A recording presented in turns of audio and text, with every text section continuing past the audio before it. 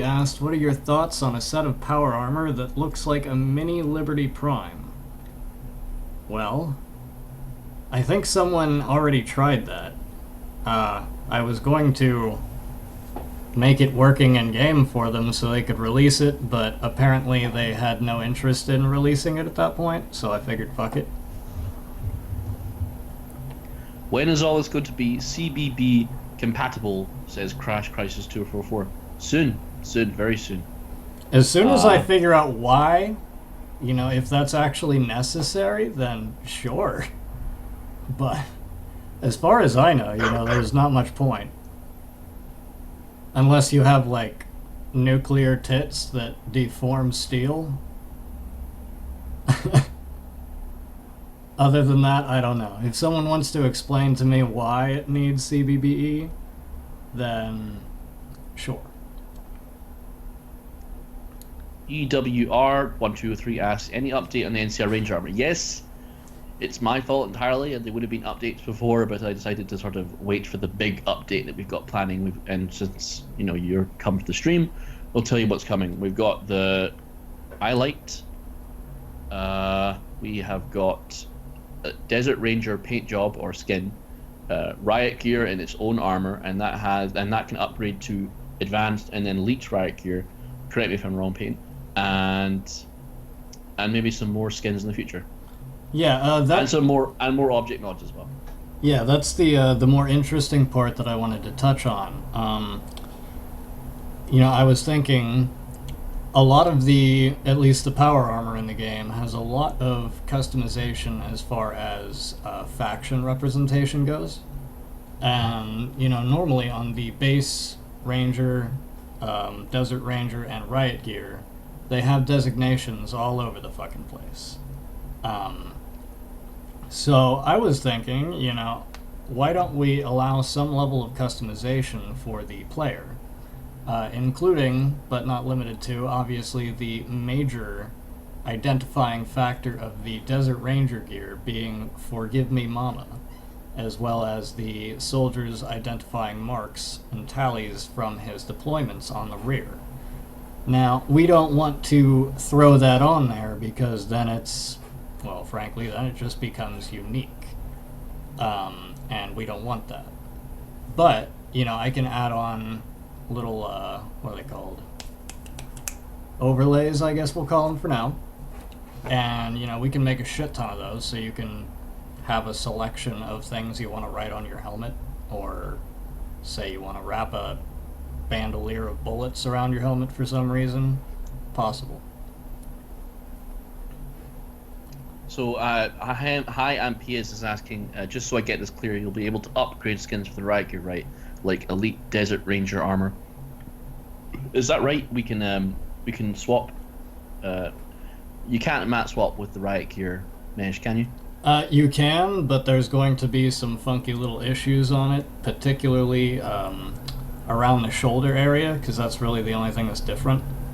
Yeah. If you mat swap from the Veteran Ranger and Desert Ranger model to the Riot Gear, you'll have a little bit of warping at the bottom of the nape of the neck where it covers the shoulders.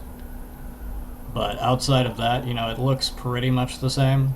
There's just a couple of small areas that will warp. Actually, though, that does bring up an interesting question. Do you want to make material swaps for the Riot Gear so that it's not green? If it's brown or black, it matches better. Yeah, I mean, I probably want to get as much done before consoles because that's our biggest audience. It sounds kind of cynical, but it's like I'm waiting because we've already got users now which are already a little immature in their outlook. I imagine consoles are going to be a little bit, what the hell is this? If they meet anything that's kind of, if they find anything that's untoward, anything they're basically going to be intolerant of anything incomplete.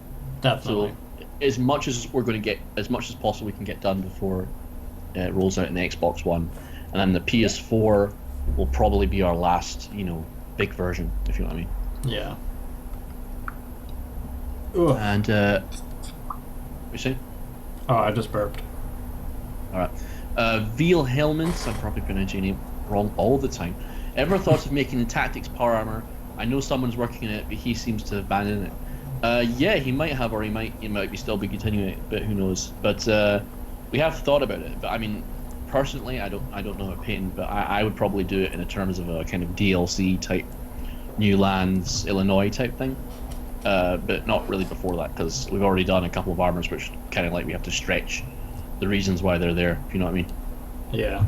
Oh, someone brought up the anti-material rifle. Just so you guys know, the anti-material rifle, as it stands, is horrendously incomplete.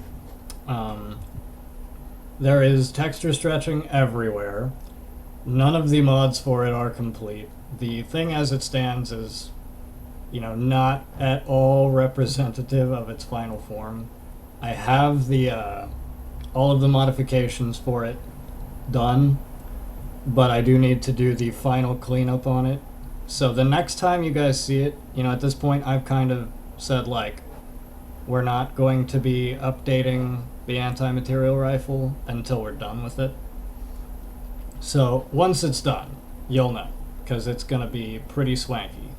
Because right now it's just, a bunch of poorly put together, stretchy bullshit that we shouldn't have included in the first place. EWR1203, other than the Ranger armor and power armor, do you have any other weapons, any other weapon or apparel ideas for the future? Well, we've got the Hellfire armor, is a confirmed one. Anything else that we're doing? I don't know. I kind of want to make the Sequoia for the Ranger. The heavy incinerator has been a thought as far as the Hellfire goes, but that's a lot of hard surface work, which I am not. Also, we're changing the lore. We're changing the lore regarding the Hellfire. In the last game, it was resistant to fire. There's only one major area in Fallout 4 where the fire is really a factor.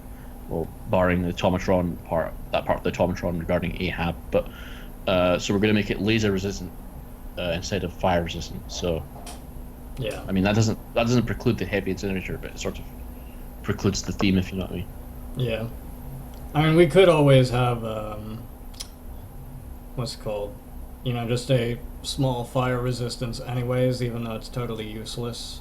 Actually, that could be very, very useful once survival mode comes out, because those goddamn Molotovs one hit you, and they hit you in the forehead every time.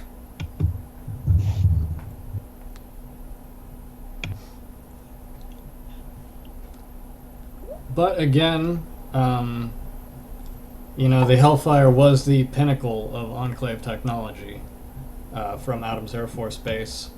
So it kind of makes a lot of sense that it would be too dope in all sorts of areas. Voidwalker, yes, the Hellfire will be probably the strongest armor. I know there's some controversy regarding the Exo 2, but and I understand. I based it to be as strong as the T-51 and much less stronger than the Exo 1, and sometimes that can be confusing for some people. But the way I see it from a gameplay standpoint is that it was not as strong as the T-51 in Fallout 3, and from a lore standpoint, I regard the second instance of the Enclave as less technologically as advanced as its forebears. So yeah, that's why I made the Exo 2 that way. And for the Hellfire, but yes, for the Hellfire, I'm going to make it the strongest armor. It will be the toughest armor in the game. Okay, question from Saigon Bygone. Do you guys have any plans for non-canon armors based on your own concepts? I have a bunch of drawings if you ever want to work on one of those. That's up to you, man. Whatever you want to do. I got like 40 pages.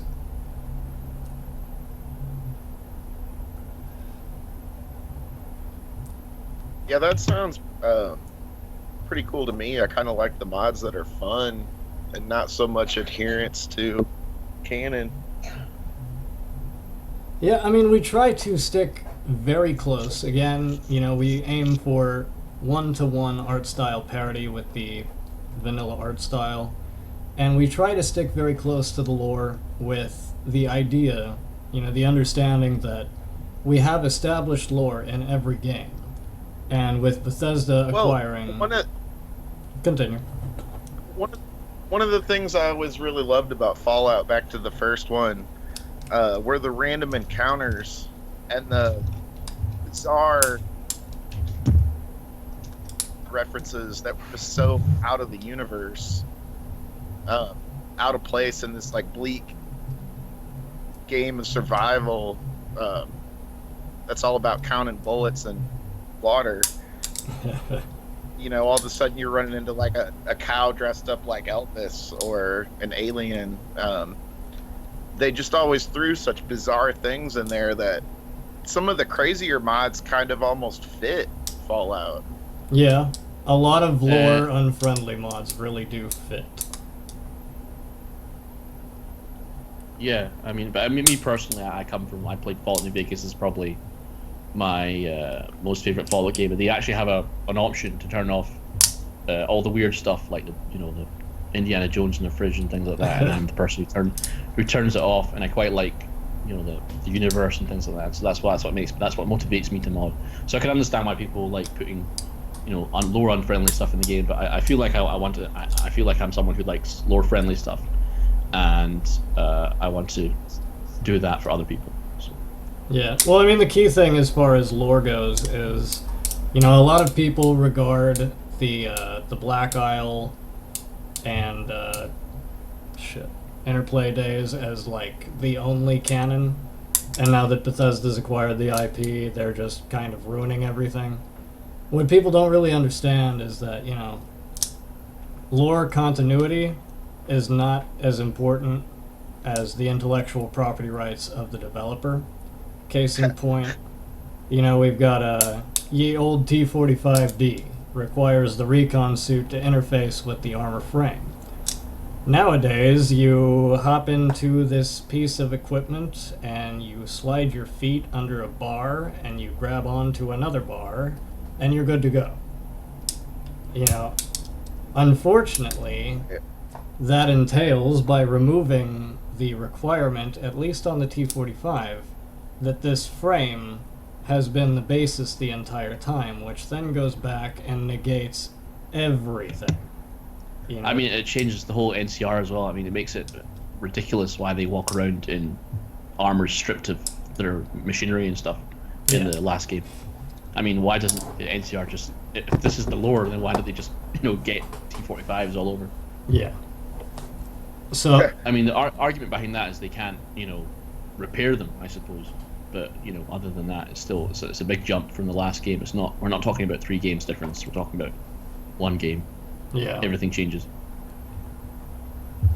Bye-bye, Blue Flare. Thank you for dropping in and following. Sorry we didn't get to your question. Exactly, high MPS, yeah. NCR salvage power armor does not make sense anymore.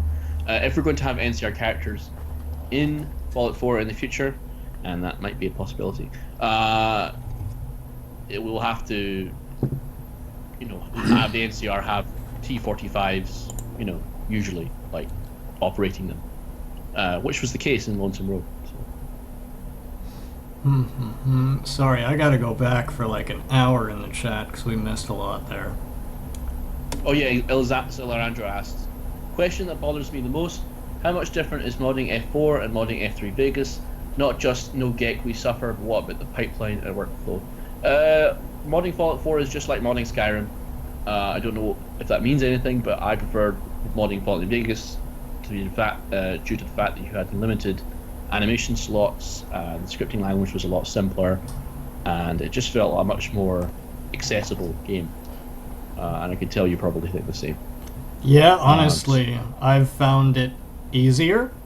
I don't know if it's just me actually learning Nifscope when we were doing the T60, or, if it is easier, but, it's just 1-2 in-game, we're good.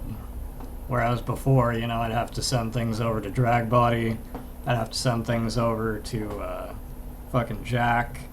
I couldn't do anything beyond art. And these days, it's just, done. It's in game.